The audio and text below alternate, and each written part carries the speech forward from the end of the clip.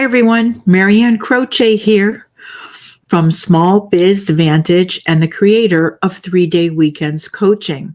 I'm glad to be doing another live. I do these business leadership lives in 15 minutes each and every week for a couple of reasons. One is for you to be able to shift your perspective, your vantage of you, if you will, of your business and turn that into your competitive edge. I believe that it doesn't take huge change to really make a difference in your business. It takes small shifts, being consistent with those small shifts. The second reason is for you to be able to take one action item away that you hear each and every week and implement it, use it in your business. If you find this valuable, please share it with another business owner that you know. Because when you get to know me, you will know that I believe that businesses grow as owners and leaders grow. And we can't do that, right? Unless we're learning all the time. So, this week's topic is the challenges of best serving your customers. So, when you think about it, most business owners that I meet will tell me that they really want to best serve their customers. And I've been thinking a lot about the habits that I see in business owners. So let me know if this is something that, relates to you. See if it does. Let me know in the comments or the chat. When starting out, there's lots of grit and drive. I find that most business owners have that. And you're willing to do it all, right? Pull yourself up by your bootstraps, if you will. And frankly, the reason why we do this is because we have to. There simply isn't enough work or revenue to hire or outsource for every single thing in our business. After all, you're starting out. So this is common. And when I talk about this, I'm speaking of owners who want to best serve their customers and community. So basically, you do what you need to do, right? You're the chief bottle washer, bathroom cleaner, whatever it is that you need to do. But there's a challenge with us. And the challenge is it creates a feel-good habit of giving because you want to give and you want to go over and above, right, beyond what people are expecting. And you're giving without boundaries. When you give without boundaries, you could actually put your business and your team at risk. And a lot of times when we're starting out, we don't think of that, but we're creating habits. So I want to unpack this. It's great to give to help your customers and your community. You'll learn that someone is going through a difficult time or is in a difficult situation. So you discount or you donate services, and it gives you a great feeling because you're doing good and you feel like you're doing the right thing.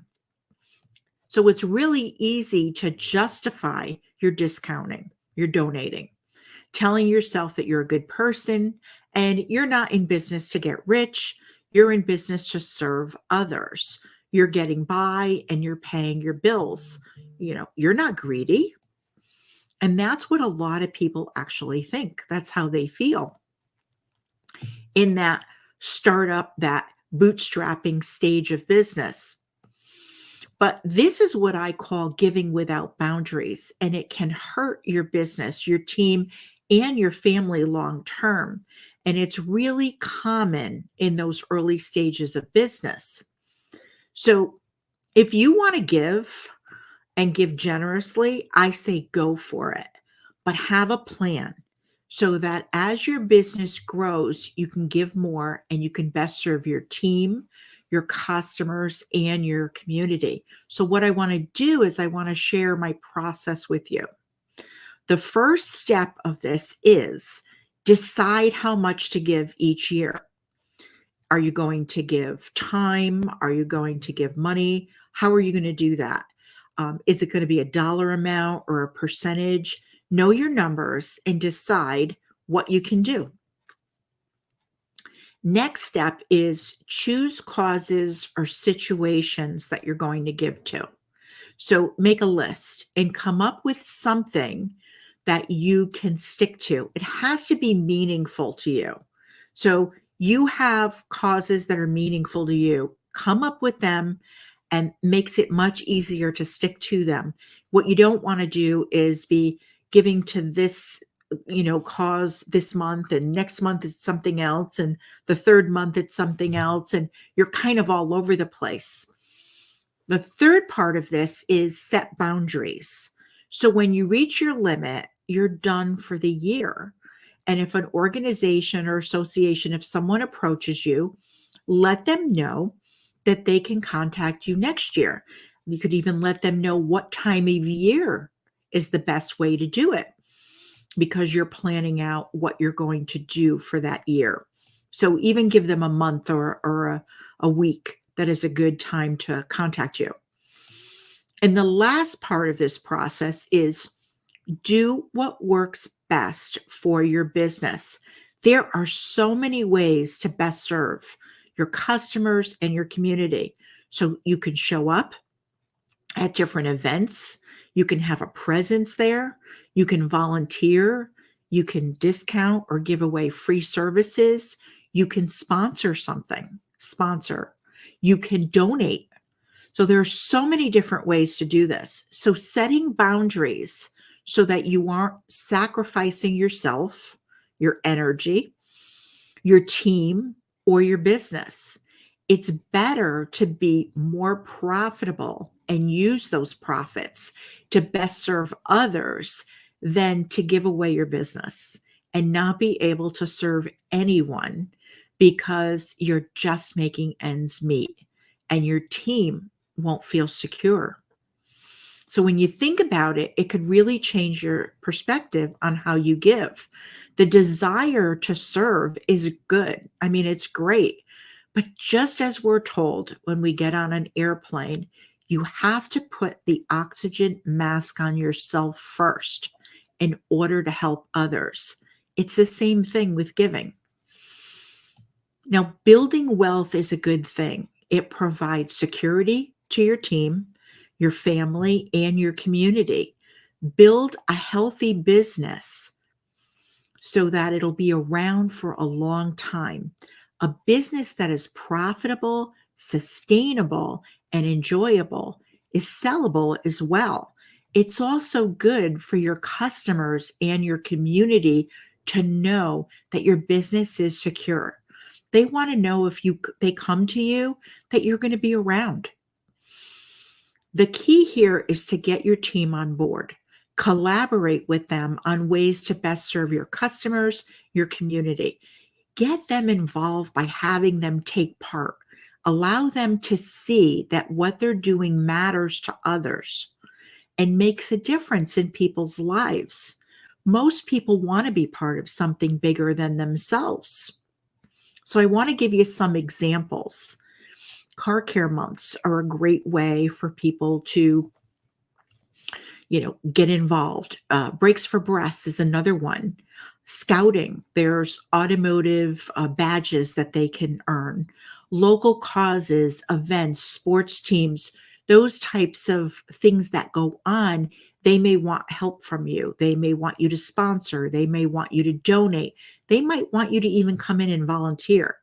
Job shadowing or career days or career nights, those are another way. So it can be monetary, right? Or it could be your time, your effort.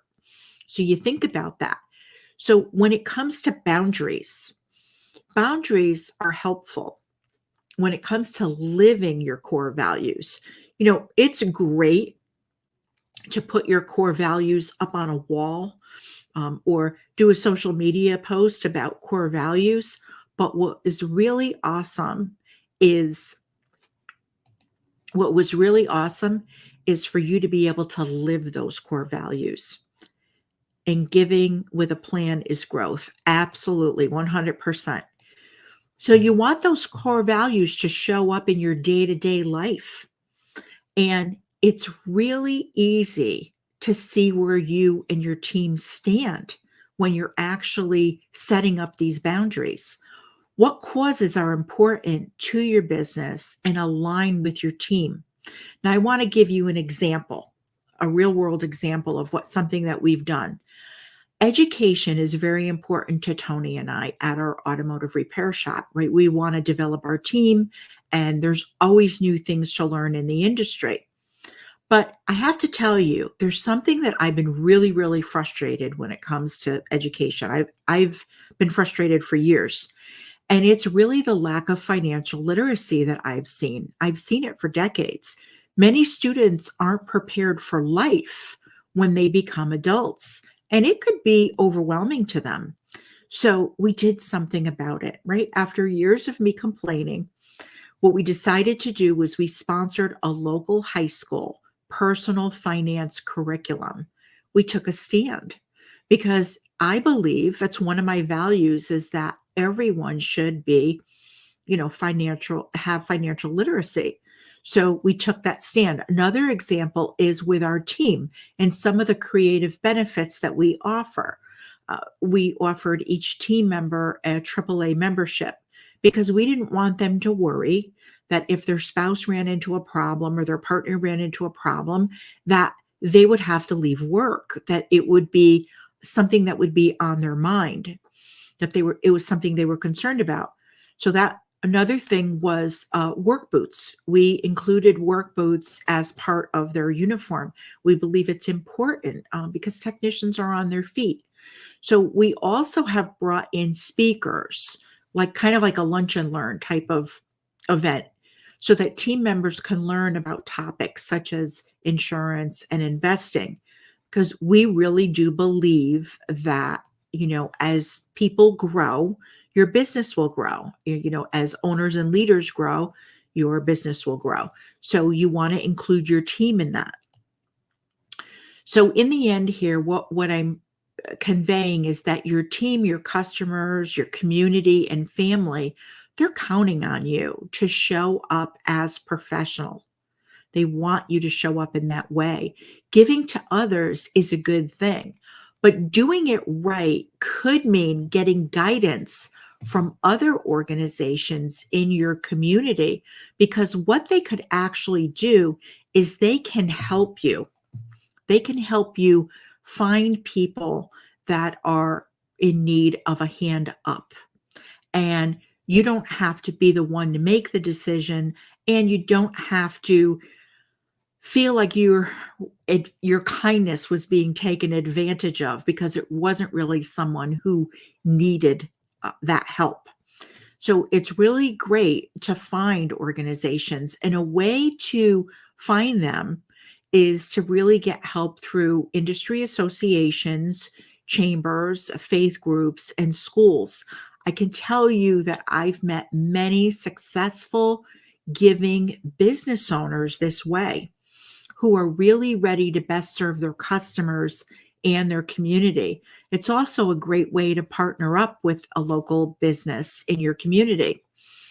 And you can share different ideas with another like-minded business.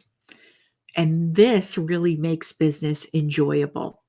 So I'm curious, I would really like to know, what are some ways that you've best served your customers, your community? What are some of the ways that you give and have given? I would enjoy hearing about them. So if you want to, you can put them in the chat. And if you're on the replay, don't hesitate to write them in the comments as well, and I'll be able to see them, and I'll comment back. So I really enjoyed having you here. I enjoyed this week's this week's edition of Business Leadership in 15 Minutes, and I want you to have a really enjoyable week. I look forward to next week.